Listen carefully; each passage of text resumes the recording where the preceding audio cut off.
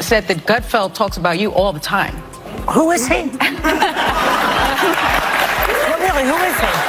I don't watch the show. He has a show. I don't watch the never show. heard of him. Yeah. I guess he's just obsessed with me. No.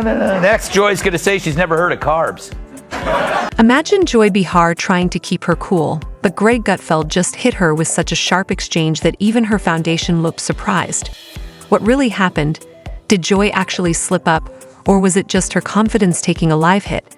Stay tuned, because this heated exchange is packed with tense pauses, wild energy, and moments you won't want to miss.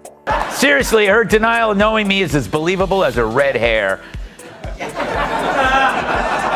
But obsession? I mean, come on, Joy. Where would you even get that idea? Like Joy Behar's face, it's looking worse and worse by the day. More full of crap than Joy Behar after a night of scotch and Taco Bell. Her being named Joy is like me being named ugly. Joy wasn't there on the show. Apparently Mondays are her days off when she feeds in the pasture. It now smells like a humid day inside Joy Behar's moo-moo. The motives stink worse than Joy Behar's jog bra. I mean, assuming she jogs. Oh, wait, there she is.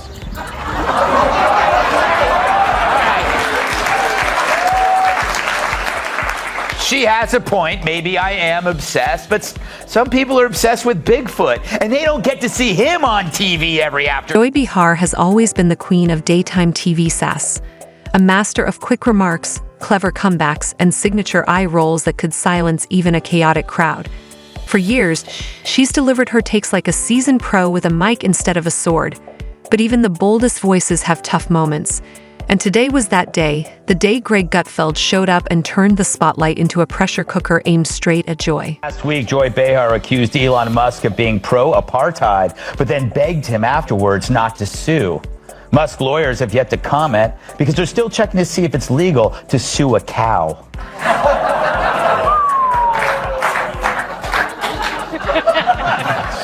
Shots fired. It's a legal question. I don't know why it's so upsetting. I don't make the rules in this country. Now let's talk about Greg Gutfeld for a second.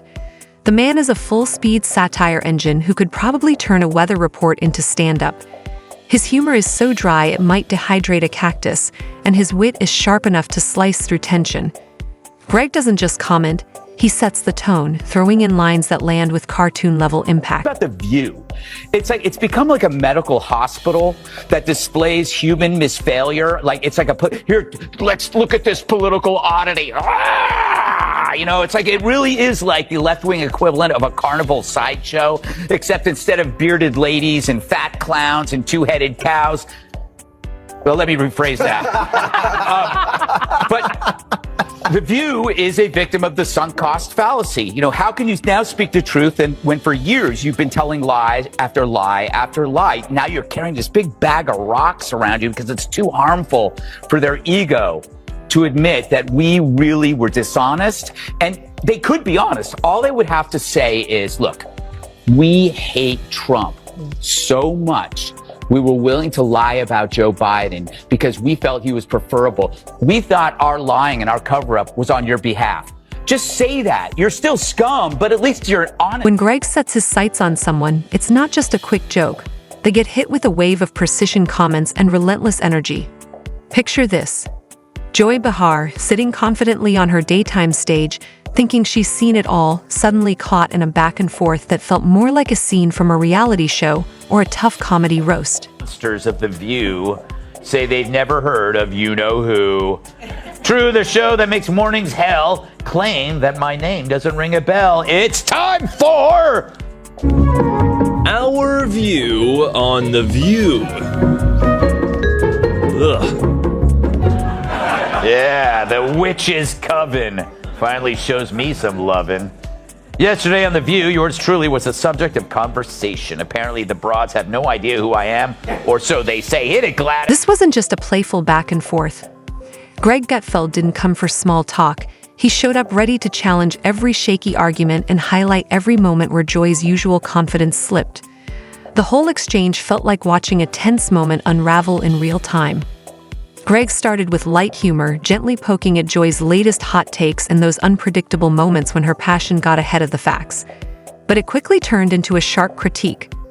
This wasn't just debate, it was a full challenge to Joy's on-air confidence. Greg turned her bold statements into clear contradictions that stood out like signs in neon. He didn't raise his voice or use low blows. His sarcasm was focused and polished, cutting through the tension. And the most surprising part, it wasn't a back and forth at all. Greg stayed composed while Joy seemed to lose her rhythm like a performer off-beat. Then came the big moment when the jokes turned into something more serious. The energy shifted.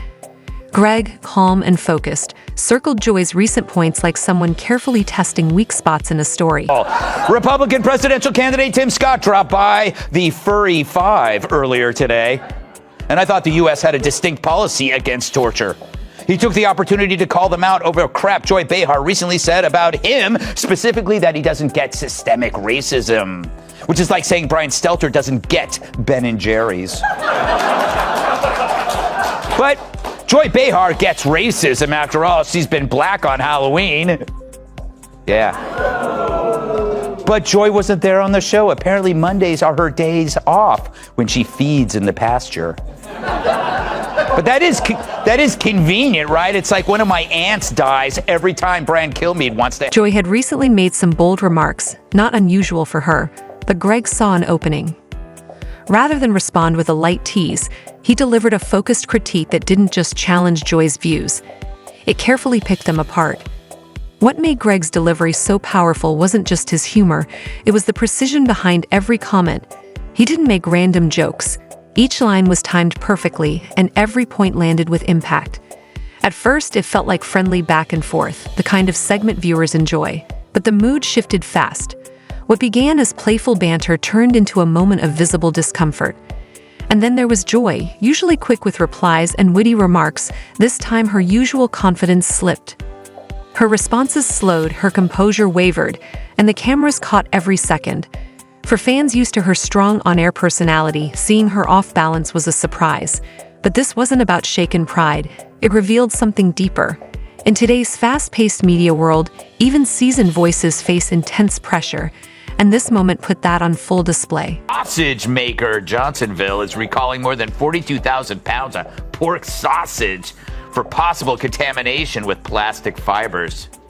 Fortunately, authorities were able to track all 42,000 pounds to a single location in New York City. This moment revealed something rarely seen in Joy's confident public persona, a glimpse of real emotion behind the camera-ready expressions. It connected with viewers not because of the awkwardness, but because it highlighted the weight of constant public scrutiny. Her reaction wasn't dramatic. It was a quiet, clear sign of how challenging the media spotlight can be. Joy's pause wasn't a failure. It was a moment of vulnerability in a high-pressure exchange where every reaction counts. For those paying attention, it was a reminder of how exhausting the spotlight can become. It showed that even the most experienced hosts can get caught off guard, especially when facing someone like Greg Gutfeld, whose style is as relentless as it is calculated. This wasn't just a media clash, it was a rare moment of honesty in the middle of a televised exchange. And then came the silence. Her usual sharpness gave way to a visible search for the right words, but that perfect comeback never arrived. Things are small, but who's the dumbest one of all? True, none of them are in Mensa, but who's the most densa? Perhaps it's Sonny who mastered the art of making idiots look smart. Now The View could ask a mirror who's the dumbest one of all, but there's no way that glass doesn't show. Here's the thing about life in the media spotlight. Every word is examined, every reaction magnified, and every emotion turned into content.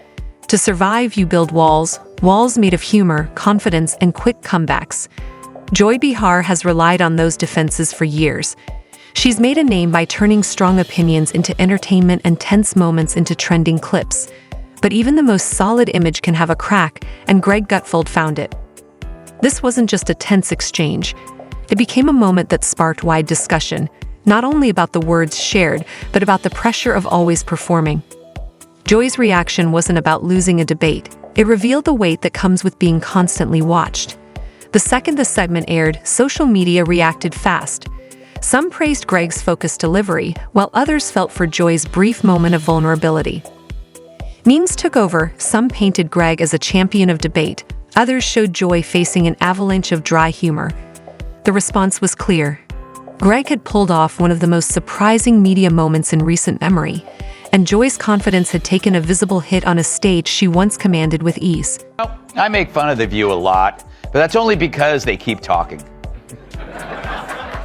Those hens are always clucking. They get to say stupid stuff for an hour every day, and then I get to say stupid stuff for an hour every day, except on purpose. But every now and then, one of those dingbats inadvertently says something that reveals modern liberal thought so perfectly it deserves further study. You know, like a weird serpent that washed up on the beach and you want to poke it with a stick. But why does this go beyond the usual back and forth? Because it reveals something deeper about the reality behind polished media personalities. This wasn't just a clash of opinions. It showed how demanding it is to stay composed while balancing authenticity and performance. Joy's moment wasn't a simple misstep. It reminded viewers that even seasoned voices in media are still human, facing the same mental strain and pressure as anyone else. Greg's approach wasn't loud or over the top. It was a calculated display of timing and wit. No insults, no shouting, just sharp humor delivered with intent. It's the kind of segment that'll likely be analyzed as a case study in how thoughtful critiques can land without being harsh.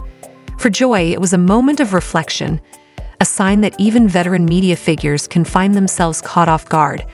And once the exchange ended, the reaction was instant. Online platforms lit up with debates, jokes, and nonstop posts. Greg Gutfeld's moment didn't just shift the conversation, it launched a digital storm. The clips spread faster than most viral content, and suddenly, everyone had something to say. I think it's a good strategy on the behalf of The View to pretend we don't exist when we know they know we exist. That's a brilliant idea. I do it all the time. Yeah. Gutfeld. I'm sorry, not ringing the bell. Usually at the airport. Yeah, all the time. Yeah. Huh? Really? I sit next to him? Really? No, this is what elitists do who can't, like, if you don't know who someone is, how did you know to automatically hate him? Mm-hmm. Like, I mean, that's how fake and full of she is. Gutfeld, never heard of him. Don't like him. Why? Because why? That's why I just turned to one of my kids. Because why? Yeah. Because I don't know who he is. Never heard of him at all in my entire life. But why? Because I don't know. Because they are the last TV show to talk about high turnover. Mm-hmm. We've been rolling 3 steady for a long time. Yeah. We don't take breaks in the commercial to get away from each other. Well, that's what the drinking's for. Yes. The conversation quickly shifted from whether Joy Behar simply had an off moment to a bigger question. How far can humor go before it becomes too much? Suddenly, the balance between clever commentary and public pressure was under the spotlight.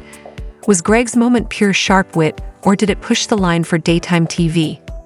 Some called it a brilliant display of clever debate. Others saw it as an example of how intense media moments can feel overwhelming in the age of viral reactions. The internet split into sides, many praising Greg as a bold voice of honest critique, others standing with Joy for showing a rare moment of sincerity in a high-pressure setting. Greg's appearance took off online, replayed by late-night hosts, trending on social media, and becoming part of pop culture chatter. Every line was revisited, every moment debated, making it a standout media flashpoint. Greg's image grew, earning credit as the commentator who can challenge his opponents with confidence and dry humor. It was one of those intense exchanges that, while tough, left a lasting impression for how powerfully it was delivered. Behar talking about refusing to share a kidney. I find that friends bizarre. With a Trump supporter. I won't give them a kidney, but I could be friends with them. Hey, Joy, it's a kidney, not a pizza. Of course, she's kidding at first, but then she goes on to explain the moral foundation for her resentment, and it's the same one that drives all deadly ideology. Meanwhile, Joy found herself stuck between support and sharp opinions. Some parts of the internet responded with care, applauding her for showing emotion and offering a rare glimpse beneath her strong public image. Others weren't as gentle, using the moment to question her career and ask if the longtime TV presence had lost her spark. The spotlight intensified, and not always kindly, people began revisiting her past on-air moments, turning what once seemed bold into a highlight reel of past missteps. What this reveals is the deeper struggle public figures face in a divided media landscape. Every comment becomes a headline, every pause is analyzed, and any slip is replayed endlessly. It's a non-stop pressure to appear confident while hiding every human moment. And truthfully, this isn't just a celebrity spat, it reflects the larger media world, where commentary, reaction, and reputation all blur together. Why does it matter? Because this moment highlights how easily things shift from funny to serious, and how much emotional strength is required to stay standing. How much honesty can a public figure show without it becoming a risk? And as audiences, how much do we want to watch that tension in real time, layered with sharp wit? The Joy Behar and Greg Gutfeld moment wasn't just a one-time clip. It became a symbol of today's unpredictable media climate. A reminder that even the strongest personalities face pressure behind the scenes. As this continues, it's clear the drama isn't done. With media constantly evolving, this clash has set the tone for more bold confrontations ahead. Whether Joy returns with more energy or chooses to regroup quietly, one thing's clear. Greg raised the bar for live debates, and this moment will echo in the media world for a long time. So while Joy may be taking a breath behind the scenes, the audience is left watching a defining and surprisingly entertaining moment that reminded everyone. Sometimes, quick wit hits harder than anything else on